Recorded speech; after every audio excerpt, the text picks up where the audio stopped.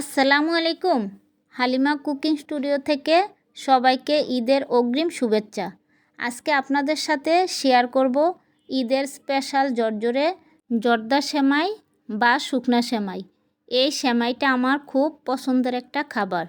এই সেমাইটা কিভাবে জর্জরে করা যায় সেইটাই শেয়ার করব আপনাদের সাথে। আর যারা আমার চ্যানেলটাকে এখনও সাবস্ক্রাইব করেন নাই তারা আমার চ্যানেলটাকে সাবস্ক্রাইব করে দেন। চলুন কথা না বাড়িয়ে মূল রেসিপিতে চলে যাই। জর্দা সেমাইটা রান্না করার জন্য আমাদের লাগবে এরকম একটা লম্বা সেমাইয়ের প্যাকেট। প্যাকেটের মধ্যেই আমি সেমাইটাকে ভেঙে নিব। তবে বেশি ছোট করতে যাবেন না, বেশি ছোট করলে সেমাইটা ভালো দেখা যায় না। এখন চুলায় একটা হাঁড়ি বসিয়ে দিব।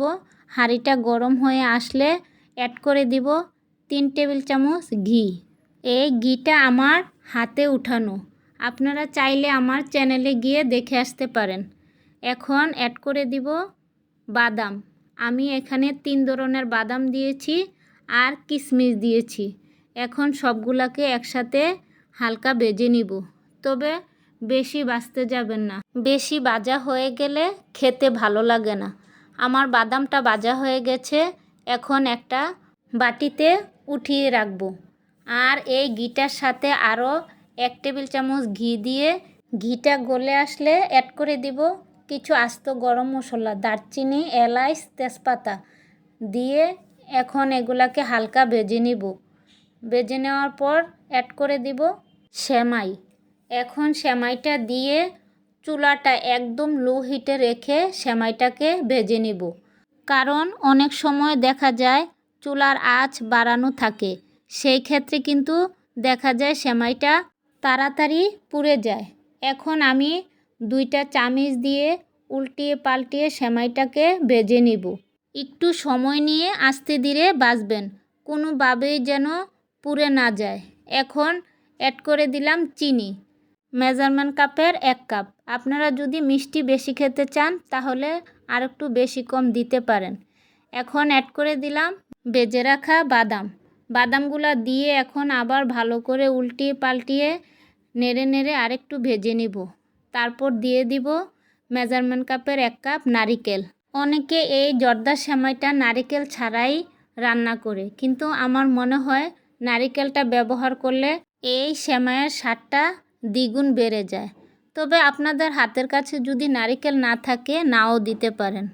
এখন দিয়ে দিলাম মেজারমেন্ট কাপের 1 কাপ গরম দুধ আর সামান্য একটু লবণ।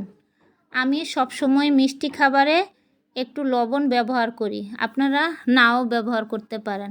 আর এখানে আমি দুধ ব্যবহার করেছি, আপনারা চাইলে পানিও ব্যবহার করতে পারেন। তবে পানি বা দুধ যেটাই ব্যবহার করেন এরকম কাপ দিয়ে মেপে দিবেন, না হয় নরম হয়ে যেতে পারে, জর্জরা হবে না।